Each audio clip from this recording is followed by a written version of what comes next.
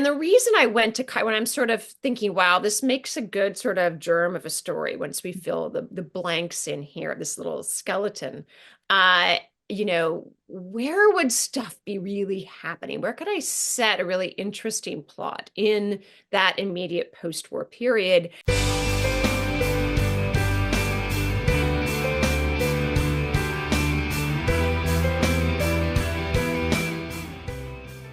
Welcome to our latest episode of Book Reporter Talks To, where our guest today is Beatriz Williams, and we are going to be talking about her latest novel, Husbands and Lovers, which is a Book Reporter Bets On selection. I loved this book. In our Book Reporter review, Amy Gwizdowski said this to say about it. Husbands and Lovers is a book that doesn't leave you even after you put it down. I was drawn back to these characters as I needed to know what would happen, how they would react, and in some cases, how they would heal and find their footing again. I agree with everything that she said. Welcome, Beatriz. We love this book.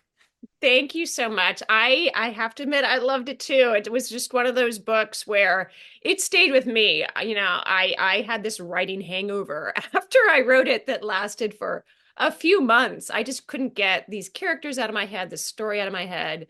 So it's very exciting to see readers taking it to their hearts as well. Just loving it, loving it. So, okay, let's start with you telling us a bit about Husbands and Lovers. So it is a little bit of a departure for me. Mhm. While there is a historical storyline, most of the action takes place in the present day. A single mother sends her son off to summer camp, age 11, gets a call a week later that he is being airlifted to the hospital with acute poisoning from a death cap mushroom. So she has to go into her family tree. She's got to find kidney matches, goes into her family tree and uncovers the story of her grandmother in post-war Cairo. And then she also has to track down the father of her child, who she hasn't seen since this summer they fell in love. And to make things more complicated, Monk Adams is now one of the world's most famous and beloved singer-songwriters and one of the most charismatic leading men I think I've ever created. Would you agree? I totally agree. Totally agree. Totally agree. You know, part of this book is set on the moneyed beaches of contemporary New England. And there's a nod to another Beatriz Williams book there. So let's talk about that. Let's get started there because I hadn't So read the other and now I'm going back, you know? yes. So I want to preface this by saying that if you have not read any of my earlier books, that should not in any way interfere with your, I hope, enjoyment of this one.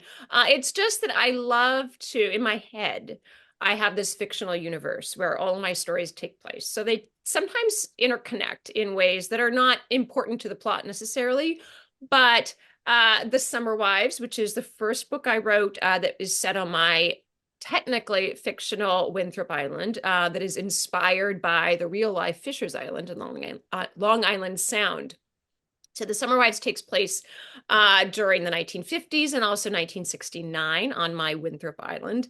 And if you've read that book, you may notice that Monk Adams is the grandson of one of those characters. And some of the other families floating around are also drawn from my second book, The Beach at Summerley, which was also set on Winthrop Island in the 1950s. So I love interconnecting those families. And one of the fun things for me setting, this book in the modern day was all of a sudden, I could be like, wait a minute, I wonder how, how their families are doing now, how the grandkids are doing, what are they up to? So that's how I write my epilogues, is by putting characters into later books. Put them back on the beach. We'll put them back on the beach.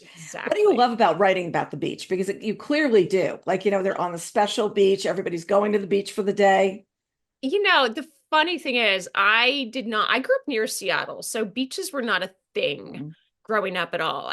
First of all, you're not really near an ocean. I mean, you are, but you still have to drive a couple hours to get to the ocean. And when you get there in Washington State, I mean, it's like, I like to say it's like Maine, only kind of rockier. I mean, it's not and the current is coming down from Alaska, right, with like whales. And so you wouldn't go in there without a wetsuit. And so the whole beach thing for me was not something part of my life till I moved to the East Coast. And then I started to get it, like, wow, this is kind of nice. And then I had kids, so suddenly you're busy, and all you're doing is making sure the kids don't drown. But then, especially now as the kids are older, and all of a sudden I'm like, I like this pace. I like being relaxed. I like the noise of the ocean. And it just seems like, for me, a place of reflection.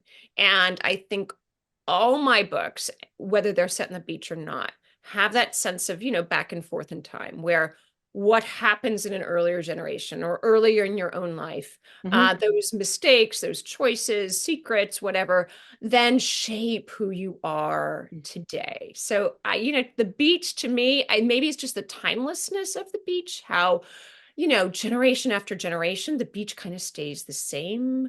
I think that's what and I'm literally just thinking as I speak here, I think some of that is what gets absorbed into my books, that sense of the time, the eternity of the beach versus, how our own lives transform. Yeah. Yeah. And you go there, you have your same patterns, you do your same Yes. things, same Yes. And it traditions. brings you back to your childhood, doesn't it? I think it brings out that childhood element in us because we remember childhood trips, the beach and the sand and that sense of carefree, of not having a responsibility, just living in the moment. Yeah. Yeah. Yeah. Yeah. So what inspired present day? It was just a chance to do this because when I saw you, I guess it was back in March at a luncheon, and you said, I'm writing in the present day as I well. And know. it's like then you don't have to research, oh, you couldn't do this. Oh, you couldn't do that. You can do Yeah. everything. But this book actually has three timelines. Is Yes. it's got present day, it's got about 12 years ago, Mhm. 13 years ago, something like that, and then back to the 50s. So you were Yeah. actually juggling three doing this. Yes. And even in the 50s, my character then is she's sort of flashing back a bit to her experience during the war. So there was a lot going on both historically and in the present day. And I kind of liked that element with my present day storyline because we do go back to 2008 and that summer. And the differences are kind of more like what is not there. Like we're not all buried in our phones. This is only 2008. It's not that long ago, but we weren't buried in our phones all the time. We didn't Yep. have social media. We didn't have our lives being lived out in this very public performative way. The differences are kind of subtle, but they're important, Mhm. and yes, I threw in a few references to, what we were listening to and the fact that Facebook had, was just like, no, I mean, like what is Facebook? It had just started. So, I loved kind of like tinkering with, you know, our our recent past versus Mhm. our present, which to me we just and I certainly have noticed this having kids. I have four kids and they were born in the early aughts, and that transformation of culture Yes. from 2008 to today was something I did kind of want to tease out a little bit. And it's a little subtle, but like I said, it's more in what is not there than what is there. Yeah, and we think about the phone these days. You think about kids with the Mhm. phones, and my younger one is 29, and he said to me, like, it's a couple years younger than me that's addicted. Like, it's a couple of years younger. Exactly. It's not, yeah. So what we do. So, all right. So let's talk about the other time period, which is Cairo in 1951. Mhm. What made you think about Cairo, and how did you research Cairo in 1951, which was fascinating? Yeah, so I a little bit backed into it. There was a story that inspired me. This story in a magazine about DNA companies. And as I just said, this whole generational thing is always fascinating to me. And what better record of the past, than in our DNA. And this particular story interested me because it was about how so many of these DNA companies have had to hire therapists Mm. because we get our results back and there's a secret, there's something unexpected. Dad is maybe not really dad, or maybe grandpa had another family, another state. So all these therapists, and they profiled one woman who turned out her mother had been adopted out of an Irish orphanage in the 50s. And this woman who was giving birth was actually, she was not just like sort of a teenager. She was in her 30s. She was married, but the baby was not her husband's. And then they sort of backtracked the DNA and found that the biological father had been the manager of a hotel somewhere and I can't remember which country now because I wanted to move forward and make it my own story, but and in a country sort of on the rim of the British Empire. And the reason I went to Cairo, when I'm sort of thinking, wow, this makes a good sort of germ of a story once we fill the blanks in here, this little skeleton. Uh, where would stuff be really happening? Where could I set a really interesting plot in that immediate post-war period? And I thought of Cairo for a couple of reasons. Number one, I had been writing a couple of Cold War novels previously, so I was really familiar with the 1950s culturally, politically, geopolitically. And I was especially interested in the Hungarian Revolution in 1956, which was so brutally put down by the Soviets. And one of the reasons why was because at the exact same moment, the Suez Crisis was unfolding in Egypt. So I thought, well, why not set this in Egypt? And I was originally going to set it around the Suez Crisis. But once I sort of drilled down into the research and I'm like, okay, hotels in Cairo, you immediately think of Shepherds, which is the glamorous, iconic hotel, British Empire hotel. And so I started research. I was, okay, we'll set it there. And then I realized that Shepherds Hotel had in fact burned down in January of 1952 during these fires that swept downtown Cairo. That kind of were the first sparks that led to the Egyptian Revolution later in the year. So I was like, wow, I think this is where my story is if I'm going to have this hotel. And gosh, it burns down in 1952. So, but I wanted to retain that Hungarian element as well, because I was already kind of deep into that. So that's kind of how those stories braided together. And I love how the research led me to the story. And I think once you sort of decide, well, this is where it's going to be, and this is the general time period, the research has to take you to where the story is. And as I'm reading memoirs memoirs from the period, they're all written by Jewish people who had been forced to flee Egypt in those post-war years, in a similar way to the way that Jews were stripped of their rights, their property rights, their legal rights in Germany in the 1930s. Same process of essentially getting rid of people you don't want. That same process of being betrayed, of feeling like, but my family's lived here for hundreds and hundreds of years, and all of a sudden I'm not Egyptian. That same sense of just that rug being pulled out from underneath you. So all of these things kind of led to what became this story that happens in Egypt, in specifically Cairo, in 1951 to 52. Yeah, and this woman named Hannah is there with her husband, and he has this high-powered job, and he goes to work every day, and she's really conflicted about a lot of things at this point. Yes. And then something happens, which I don't want to give anything away, and she meets someone else who becomes very important to her. I guess that's the best way of putting it, because it's not just about the sexual attraction between them. It becomes an important person. And I think that's really, really interesting. So how did you go about crafting Hannah? We already know, but Lucienne, like, how did you pull together who this fabulous character is? Thank you. Yes. It's funny that there is such a magnetic love story taking place in the present day, that it's easy. There's also this wonderful love story taking place in Cairo. And, Hannah falls in love with Lucian, partly because, her marriage is really a marriage of convenience. She had, undergone a lot of trauma during the war years, and essentially married this man, this sort of senior British diplomat, much older than she is, not temperamentally suited to her because she needs a way out. She needs to forget. She needs to set the past behind her. Mhm. But when you do that, when you leave so essential a part of you behind, it means that when you meet someone who sees you, who sees that you have experienced this trauma and cares, wants to understand you, wants to, help you recover from, you know, this experience that you have essentially frozen out because it's too difficult, too traumatic to reflect on. All of a sudden you have this connection that, Hannah wants to think is just physical, but it is so much more. And she realizes it, kind of almost too late.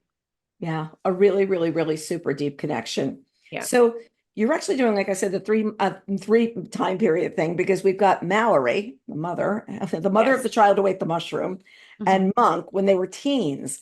And that looks like it was so much fun to write, like just where they're Oh meeting yeah. each other, and he's not a rock star yet, but he's a rock No, star to her, you know?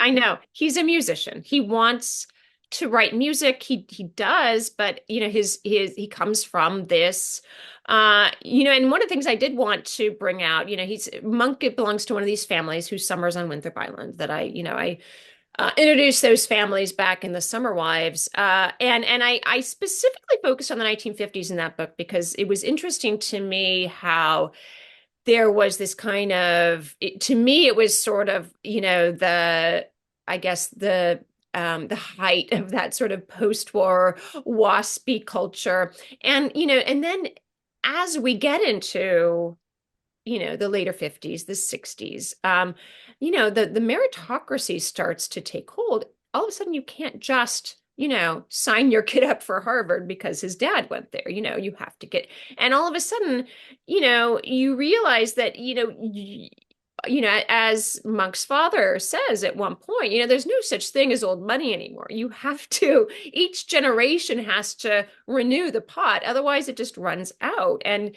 so, we might sort of say, well, it's kind of mean of him to tell Monk that, no, I want you to be a lawyer or investment banker, not to, this crazy career as a musician. But, there is, what happens to the family, and does that matter? Do we need to hold on to our prestige, to our houses, to our place in society? How important is it that kids, settle down and make a living and support their families versus pursue their dreams? So Monk, obviously, he's a musician. He wants to write music. As we know, in real life, that's not often a pathway to success in life. So there's that question, that trade-off between pursuing your dreams versus having this very, secure material life. And I think as a writer, and I'm supporting my family on my writing, it's hard because there is no job security. Mhm. There's no 401k, there's no medical insurance, and so you are taking a risk with every single creative endeavor. You're taking a risk, and is it worth it? And obviously I think it is. Monk thinks it is. His dad does not think it is, so it's a struggle for it's almost like a struggle for Monk's soul in a way. Mallory is an artist. She encourages him to pursue his art. His dad does not. Who's going to win? Yeah. His dad's got this great line. He felt that they were to patronize the arts, not be part of them. I thought that was a great line. Yeah. And it says so much about the moneyed folks. So he was Mhm. saying, like, oh, no, no, no. We go to these things. We're not part of these things. And Mhm. that was just an attitude that, seemed to stick around. So is Monk based off any rock star in particular? No, that's the thing, actually, because I didn't really think of him that way when I was first creating him, because I always write what happens first. So I started writing, the 2022, that summer. And then I went back to 2008 because I realized, well, I need to tell this in real time. I can't just flashback to this. We have to be there and understand, you know, why Monk and Mallory fall in love, and the strength of their connection. And so, um, in writing that, that 2008 thing, I really, I guess because I was experiencing him as a college student, essentially, with this kind of pipe dream of being a musician, that was how I thought of him. So that when I sort of finished that and turned to the present day, I'm not really even thinking of his fame. And if you're reading the story, there isn't, we don't have all those sort of episodes where, because all the action takes place on Winthrop Island, and Winthrop Island is like his haven where he doesn't have to deal with the fame thing. And the fame thing only appears really fleetingly, in those.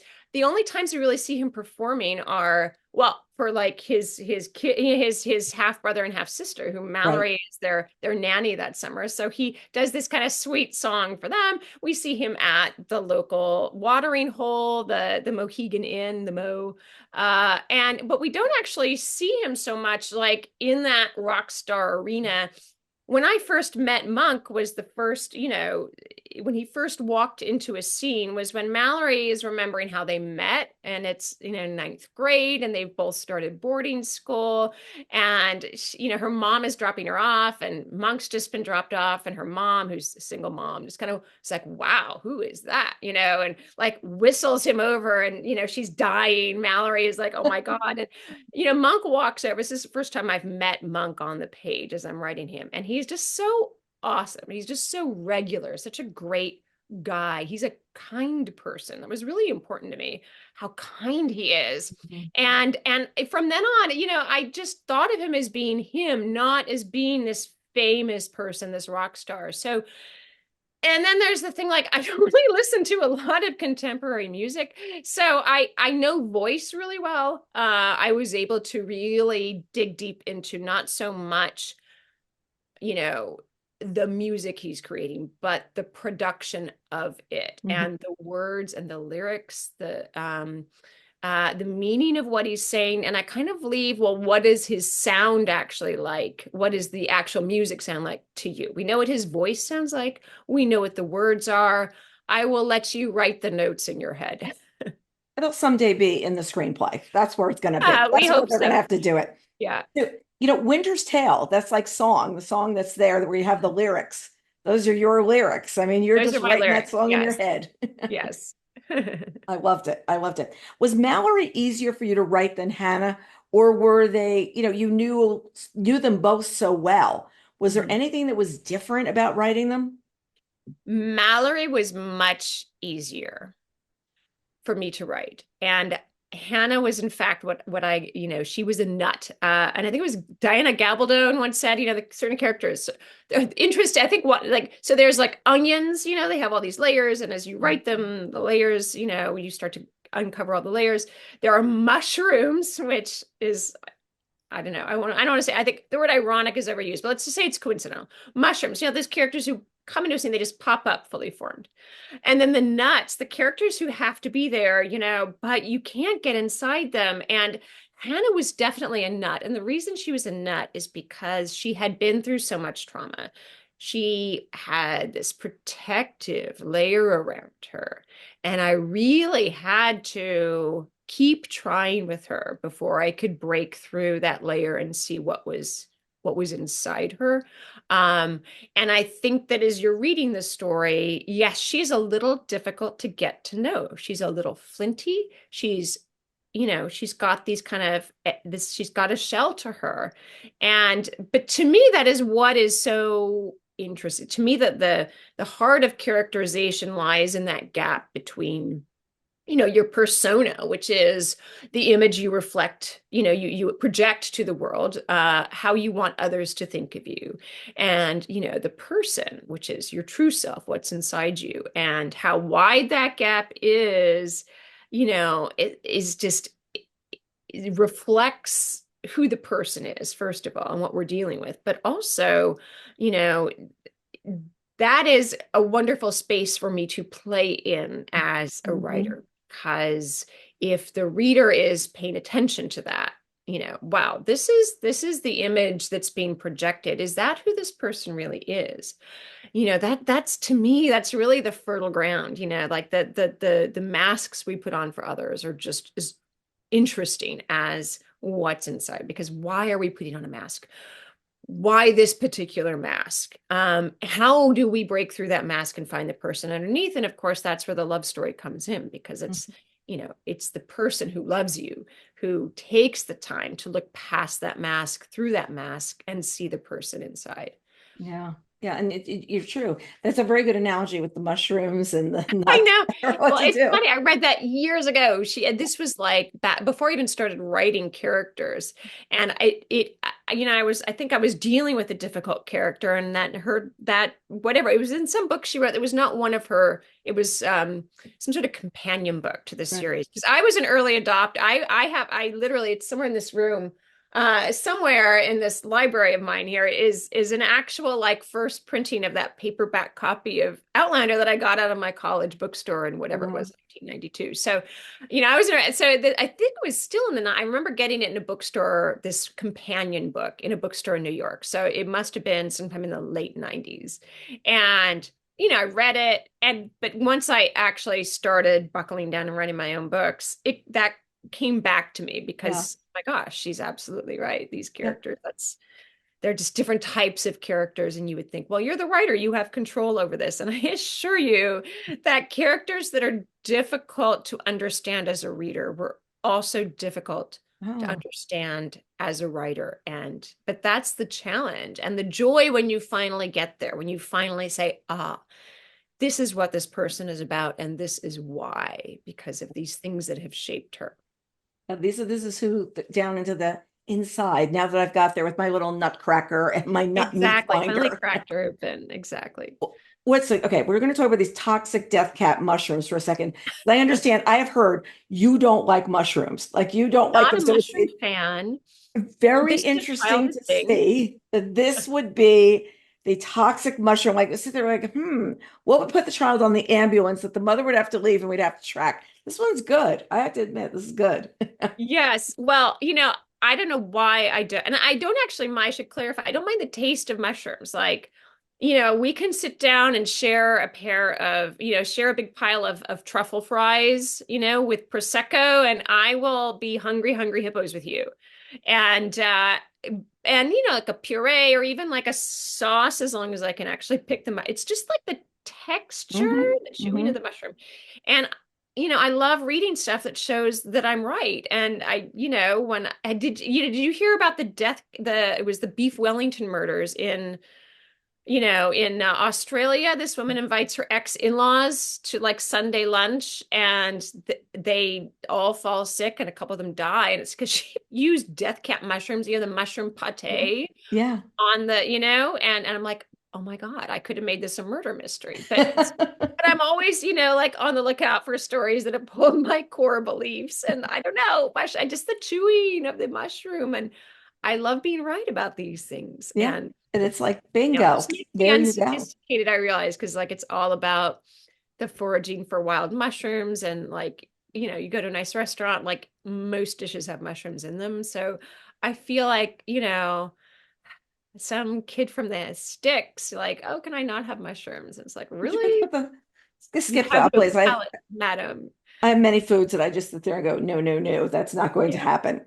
So let's talk about the amazing Cobra bracelet. We can't give away anything about it, but do you have a Cobra bracelet? Because I I feel do like, not. Oh, I do have a bracelet. It is a fox bracelet, and I got it when after I wrote Our Woman in Moscow, which is a spy thriller, and I needed a name for my FBI agent. And I was writing this during COVID spring. So I'm out running every morning, and there's all the wildlife is out. I mean, I live in a semi-rural area anyway, so there's usually wildlife, but there was a lot more wildlife. And this fox kept running across the road in the morning when I went out running. And until I realized the fox is like trying to tell me he wanted me to name this character after him. So I did. So Sumner Fox became the name of my FBI agent. He was a great character. I brought him back in The Beach at Summerlee. And I found this, and I'm sorry, I should have thought to wear it, but I have this bracelet I wear on book tour that is a fox, and the fox's head and the tail are kind of curled around like that.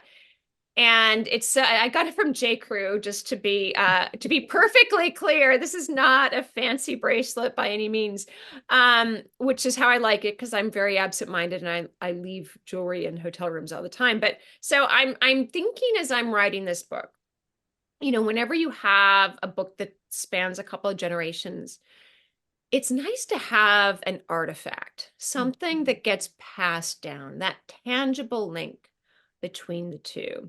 So I'm thinking about this and I'm writing, this is early stages, but I'm like, I think I need an artifact here. And I look down and there's this fox on my wrist. And I was like, and a cobra appears in the early pages as an important, it's a plot device cobra, but still, I think, effective.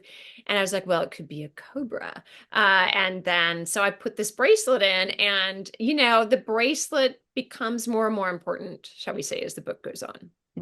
I just loved it. Yeah. I also love the idea of the club car that Lola is driving everyone around in Summerley. It's one of those amusing things that's a symbol of wealth. Like we just don't have a golf cart. We have the club car that feats like, the whole people on the island. Well, yeah, because you've got all your, all these kids and cousins. So they've got and it's, yeah, I know it is. There were a lot of little things like the spindrift. I swear I am not under any, I wish the spindrift, they would just send me a truck and back it into my driveway right now for like all the spindrift that is in this book. It is not, I wish, anyone out there connected to Spindrift, I want you to notice what I've done for your brand here. But it's because I've noticed it, if I go to the beach club, it's all anyone drinks now is Spindrift. Here, I don't know how it is elsewhere in the country, but here in the Northeast, it's like Spindrift and they use it as a mixer. I have a friend who I forgot, I was going to mention her in the acknowledgments, but she was the one who gave me the idea for this vodka Spindrift because she'll come to our beach club dinners, which are very relaxed, and you bring your own appetizers and you bring your own literally, she says she practically opens up this cocktail bar and it's got like portable cocktail. It's got like cans of Spindrift and like vodka or gin, and it's got like the Nojito one with like the mint and lime. And Yes. I'm just like, wow, that's a great idea. So goes into the book. It's all material. It's all material. Yeah, like club car, like basically golf cart, the extended golf cart that you're driving around.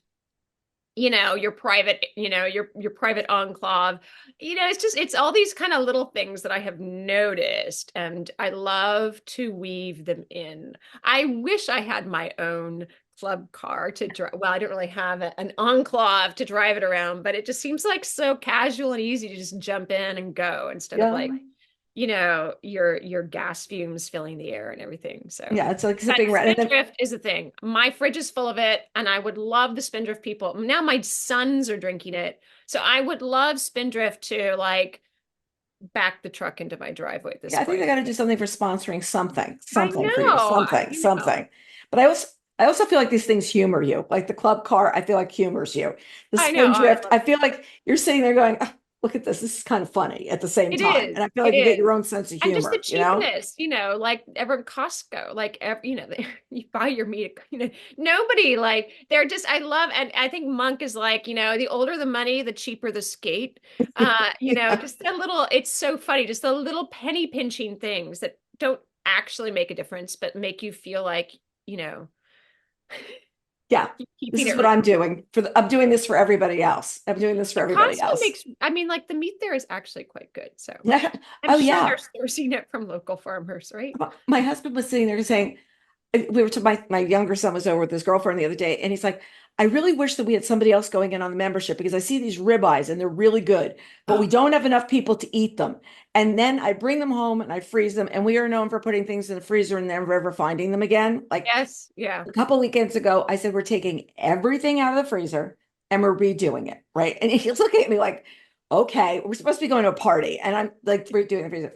And we came to the conclusion that there's a bin of chicken that he doesn't need to go to the store to get chicken for a really long time. Yes, because you freeze the chicken thinking, and you just forget how much frozen chicken is actually in your freezer. Right. But I agree. Like I can't walk past the steak coolers at Costco because the steak is like, it's like 2 inches thick. It's like it's beautiful steak. Like, how do you not? And you know, and if you're on in a summer enclave, right, and you've got people staying at your big old barn of a house that you never renovate, you Right. know, yeah, you're gonna get like a fair amount of ribeyes to feed everybody. Yeah. So, you know, it's plus if you live on an island, so you have to buy in bulk because there's no like supermarket on your island. I think that and the It costs salmon is very good at Costco too. The the not salmon. the Yes. wild caught salmon. We're Yes. very big on that. Yes. We My usually buy kids. two and then forget the other one. Yeah. No. We don't have the four kids. That's the problem right now. We have I like no know kids. that's we are actually going to be empty nesters come the fall because my three older ones, the third will be in his sophomore year of college. My youngest decided she wanted to go to boarding school. So yeah, Wow. now I'm on the hook for boarding school as well, but And you're home alone. off of everything else. I know. So it's just me, like me and my husband, and I don't, you know, I don't know. I'm just have to pass by those steaks in the Well, cost. I'm telling you something, shopping for two is totally different. We still shop like it's Yeah, four. And I say, you got to like stop this. Like it's not, we don't have that many people here anymore. I Not know, good. I know. I don't know. It's going to be an adjustment, and we might eat out more. I think Yeah. it's our time. But the other thing is, you know, I love how off topic we're getting, but you know, it's like I've spent so many years of my adult life cooking for children's tastes. Like not, you know, we're Yeah. not talking chicken nuggets here, but you know, like pastas and things. And all of a sudden I'm like, wow, I can be a little more adventurous again and not have like and not have to roll the dice that someone's going to hate it. And I know you're supposed to make them eat it anyway, but you know, your motherly instinct is to get them on like the outside of as much food as you possibly can. Mm. So, you know, My son who loves chicken nuggets now makes like ice cream from scratch and all these amazing I things. know So I it have, just happens. But you yes, swear he's going to eat chicken nuggets for the rest of his life. You're going to send him to college with chicken nuggets. But yeah, no, like it changes. everything gets dipped in ketchup. And now all of a sudden, you know, there's the truffle aioli that's coming out. And you're like, okay, this is how we live around here. I like this. I like this. I like this. So tell us how you write. Like, do you do one timeline, then the other? Do you work on both at the same time? Are you a morning person, 3 o'clock in the morning person? What do you do? A lot of my writing discipline is shaped around the fact that up until recently, I have had kids in the house who I had to get off to school. So I'm very much like I get up, I go running like 4 times a week. But as soon as I'm done running or, you know, make the coffee, you know, sit down and I try to devote the morning to writing. It's sometimes easier than other times to stay on task. But I am most happy when I am writing. And I I just love to be in that writing process because to me that is what allows me to not have to do, you know, admin, which I'm terrible at and which I hate, or clean the house, which I'm equally, you know, equally rubbish at. So, you know, writing is my happy place. So I would write as many books as I possibly could, writing and reading. And how so the way I do the stories, I always write what happens in the past first. Mhm. Because to me it is necessary to understand what happened to these characters in the past so that I can understand who they are now, whether it's the same person across, you know, different moments in their life or whether it's two different generations.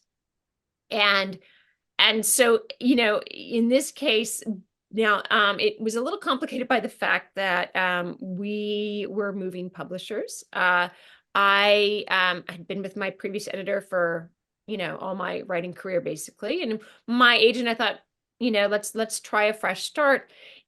And so I knew when I was starting this book that we were going to, you know, send it out on submission. So I had to do things a little differently. I got about 3 chapters, maybe 4 chapters of Cairo. And I would have gone to the finish on that and then started Monk and Mallory, but I had to get a partial manuscript ready. So I sort of stopped after 3 chapters, went back to Mallory in, you know, in the present day.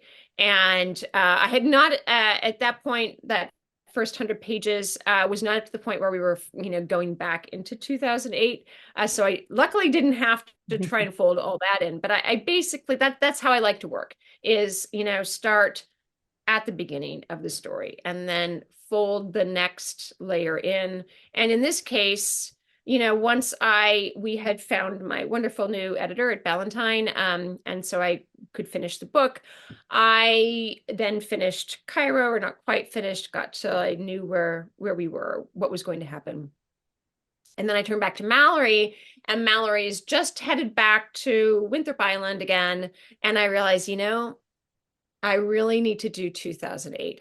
I need to explore this first. So then I wrote 2008. And then last thing was, the present day, when, well, I guess whatever it is. All those years, all stuff that happens at the sorry, end. math. And I've written another book since. So I'm like, wait, what years are we talking about again? But so that's kind of how I like to write, because I need to know what happened in order to understand where we are today and where my characters are.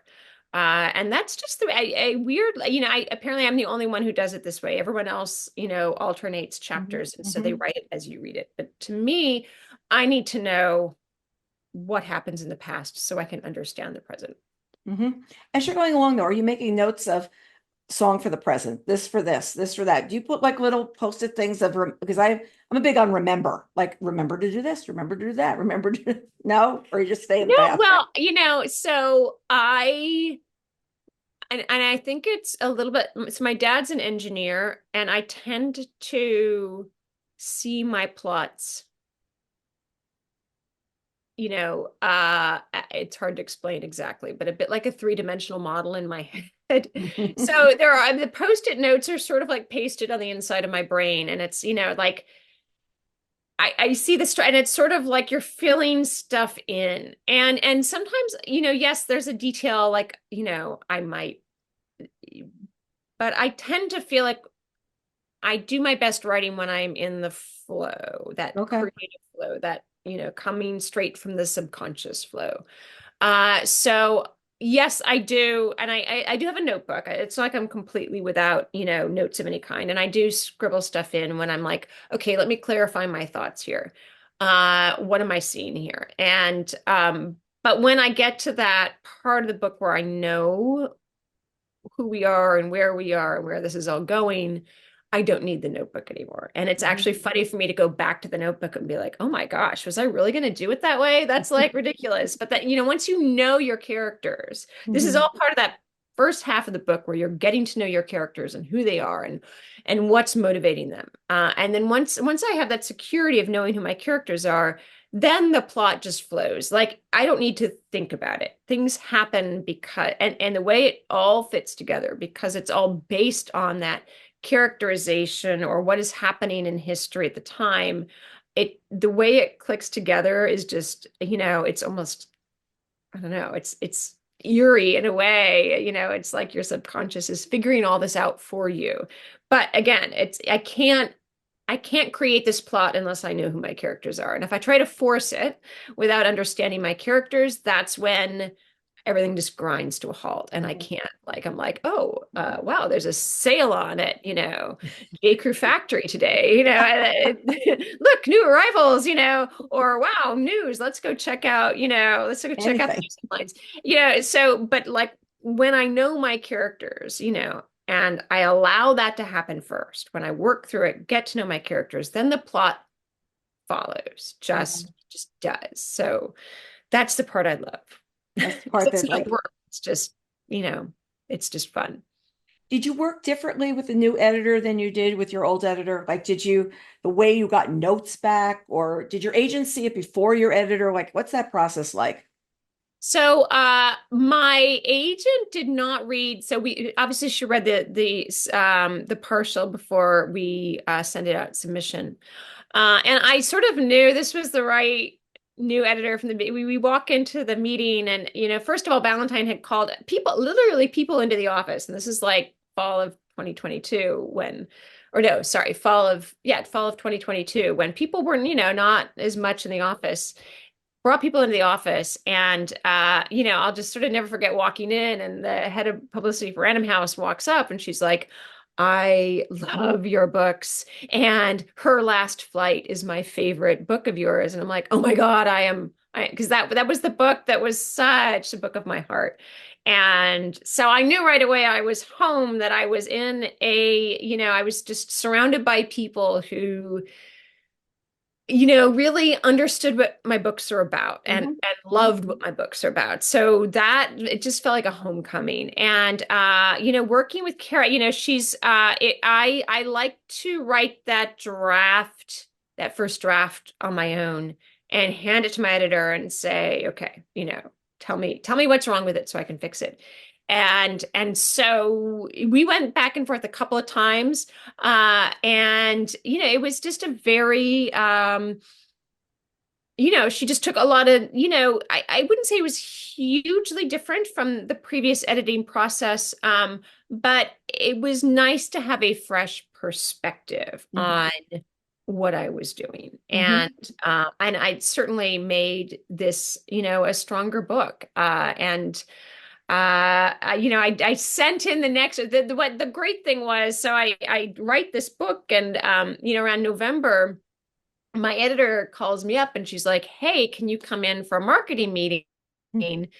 And, everyone's read the book now and they love it so much. They want to we were doing this big kickoff meeting. And so I was like, oh, great. So I go in, and it's this wonderful meeting, there's like, again, people in the office, and they're so excited about the book. And so I'm walking to the elevators with my editor, and I said, so don't worry, we've got an April 1st deadline for the next book, and I'm well into it now. This is what it's about. And she said, so that sounds great, but we were kind of hoping you would return to this contemporary Winthrop Island setting because we love it so much in this book. And I was like, oh, well, that's not the book I was working on, but I am totally happy to return because I love these characters so much.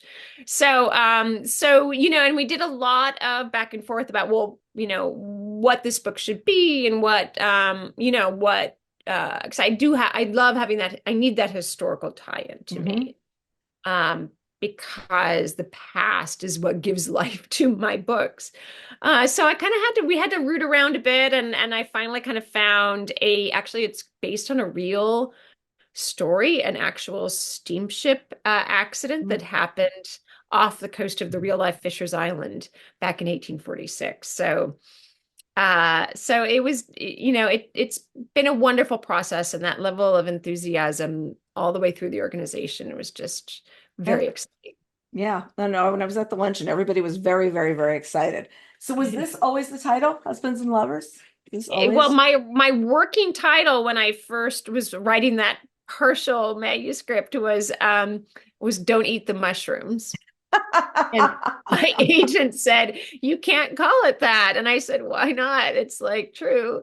And she's like, no, we cannot call it that. So we did this brainstorm, and you're to some extent a little bit putting word, it's a bit free association. So Husbands and Lovers, I think I was, I had a bit of D.H. Lawrence in mind. But I was also thinking of, I think what clicked in my head, that sort of, again, I think I was thinking of Patrick O'Brian, who wrote these wonderful historical novels set in the British Navy during the Napoleonic Wars. And I chain read these in like college and sort of young adulthood. And so the Navy, when the officers met for dinner every evening, or actually it was afternoon back then, you'd have dinner around 2:00 in the afternoon, and they would do a toast, of course. And the first toast is always to the king, and then the second toast is to wives and sweethearts. And someone would inevitably chime in, and may they never meet. And so that always stuck in my head. So I was sort of, again, free associating, and the kind of D.H. Lawrence, and then, let's turn it around, Husbands and Lovers, and may they never meet, I guess. But I think that does not work as a subtitle for this book, but that, and so my agent was like, oh, I love it. And I'm like, I guess it's not like super exact about what the book is about, but there are certainly our husbands and lovers, so we can certainly put that in there. And she loved it, and Valentine loved it too. It's certainly an alluring title. So yes, that it's one of the first times when I have not had the title switched at the last minute because That's perfect. Perfect title. The cover's terrific too. Did they play around with this a lot, or did that?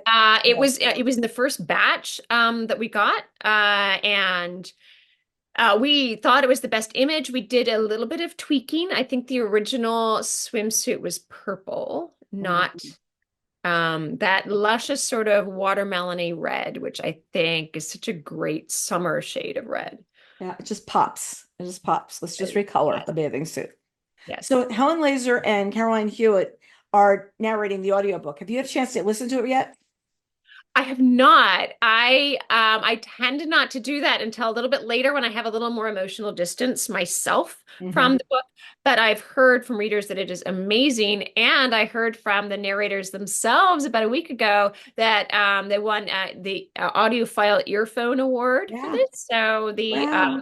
and it's got a starred review in Audiophile magazine. So if you're an audio fan, this is definitely a good one in terms of how they. I love, sometimes I'm sort of asked, "Are you going to do a reading at this book talk?" I'm like, "No," because the narrators can do this so much better than I can. So Just hang the my hat phone. is off. Here, you can listen right here.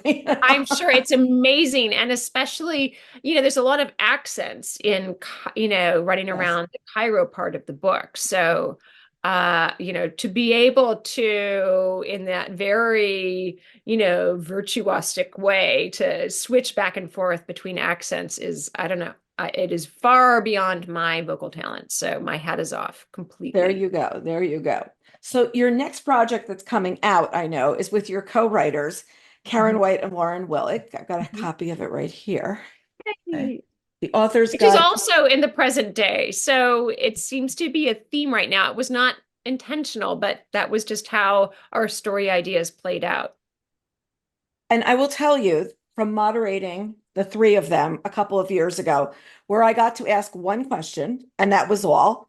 And they told me Sorry. that if they ever get together again with me, I will get to have two questions, like maybe three, Yes. So, I'll let you fit in another question. but this was very, very good. So you write with Karen and Lauren, you each write your own chapters. You don't ever tell who is who and who wrote what in the book, but tell us a little bit about this book. I love it.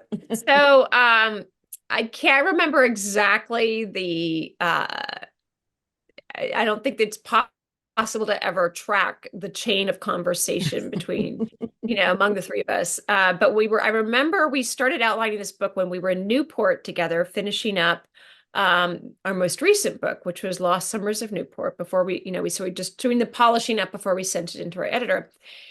And we kind of got on a riff about sort of joking about how everybody says, so were you guys put together by your editor, like a girl band? Or we're like, no, we were best friends. And then we tell our origin story, which is we were at a bar at a writer conference and sort of drowning our sorrows. And we're like, well, if we wrote a book together, we could go on book tour together, and our publisher would pay for our girls' trip.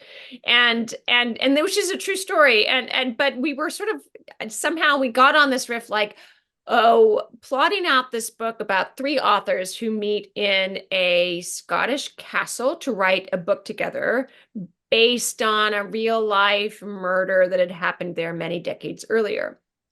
But it turns out these three women actually hate each other, and their friendship is simply constructed for social media purposes. And when the owner of the castle, who is a well-regarded American male author of highly regarded literary fiction, turns up dead on the first page, murdered in some strange ways, suspicion falls on these three women. And why are they really there writing a book together? And why is there a sheep named Beatrice and a sheepdog named Lauren? and and let's see, a writer of kind of 80s and 90s, romance novels named Karen Black, who works her way into the plot. So we had so much fun with this. It's like a combination murder mystery, kind of literary satire, and girl buddy adventure all rolled into one. And we're very excited about it. We kind of when the outline rolled off the printer at Lauren's house, her husband picked it up off the printer and said, "This is comic genius." So yes, no, we're putting that quote on the cover. Lauren's husband, comic genius. Comic genius. This is what he said. He thinks we're funny. We think we're funny. We hope all of you will think we're funny. They are funny. They are funny. I just had such a good time with them, even though I didn't get to ask a question. And then I felt like I was flunking my moderator job because all I was doing was laughing because it is an easy moderator job. Very easy, very easy. Just introduce them and then they'll take it away. So next book will be next summer. What are we talking? Yes, next summer. We will be returning with some familiar characters from Husbands and Lovers, although it's not those they just kind of appear in cameos. It's not like a sequel. And then it braids together with an incident that happens in the island's past that kind of connects past and present. And I don't want to say too much more because, first of all, we have to go through the editing process, so I could be wrong. But also, the way, again, this is one of those books where the way everything clicked together at the end, once I had kind of planted all the seeds, the way everything came up and just made sense as I got to that sort of last third of the book and everything's kind of coming together. I was like, wow, it's very I love it when that happens, when again you just have to trust your characters and trust that everything will fit together in the end. And this one really is definitely an ending that packs a bit of a punch. So there you go. It's like, go girl. I just hit loved these characters. You will see several of them in that next book out next summer, which is currently title free. I was out of words when it came to write something for the title page. So I'm like, you know what? It is untitled by Beatriz Williams at this point. Summer 2025. That's what it is. It's summer 2025. You figure it out from there, And it is. We're on this totally crazy pace right now of what's going on in the book world. We were working with an author. We build websites for authors as well. We were working with somebody and they said, could you put up this cover and put up this about the book copy? And then I'm going to go write the book. And I was like, and it's what's going on because everybody wants something 9 months before. Like we're putting up in September what's coming out next June as far as this is what's going. And the pace is like, and I said, wait a second, people haven't even read the summer book and we're on tell you what's coming next year. And it's coming next year. I know it's crazy. I mean, I can't imagine having a cover and a synopsis before I finish the book because I'm not completely clear on what the book's about until I write it. But if you have that ability I should say this. When we write our Team W books, we do plot everything out in detail, chapter by chapter. And then we each pick a character and then do the writing. And we stick pretty well to that outline with a few I just found a plot hole here, or maybe we can add this in, or we should, but like little things. But anyone who can actually stick to the plot as written by themselves in a solo endeavor without like three brains, sort of triangulating everything. I mean, well done you, because no, they said just remind me later to change it because it could change, but it's got to be something there right now. It's very funny. The whole publishing world, I've been doing this now for 28 years, is just really funny because it's like, what are we doing and why do we need to do that now, and we don't even know if this other thing worked, but we're doing it again.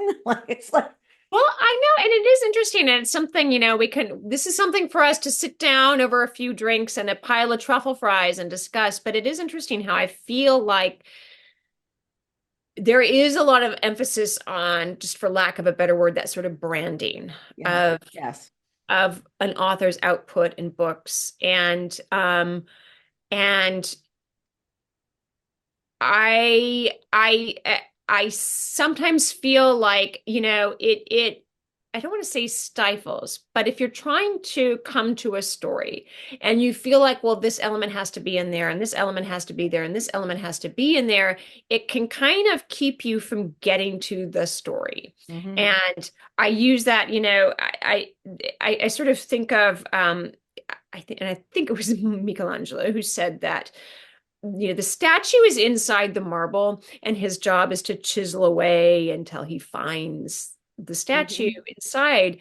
And not that I'm in any way comparing myself to Michelangelo, but I do sometimes have that sense that like what I'm doing as I write is I'm finding the story. Yeah. The story is there and it is my job to find it. And if I'm too worried about, well, it has to be in the summer and it has to have this certain kind of a love story and it has to have this and that, and it can't have too much of this, we don't want to bring down the mood or ruin the vibe, and I worry sometimes, but to be fair, I do get guided toward writing books that are in the summer, you know, uh, because they sell, Yes. and I have 4 kids to put through college. So, when I write some historical stuff like Her Last Flight that I absolutely adore, but doesn't sell as many copies, it's not like a summer book. And I get that. And I absolutely get the imperative in publishing that you need to sell books in order to keep the company afloat so we can continue to write books.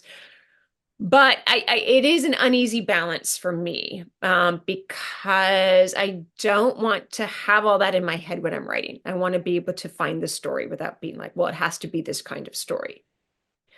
Does that make sense? Yes, it totally makes sense. And I think that right now, this summer, we have an embarrassment of riches. There are a lot of really good books this summer. I've So had many a good books. great Yes. time reading. Really, really, really a great time.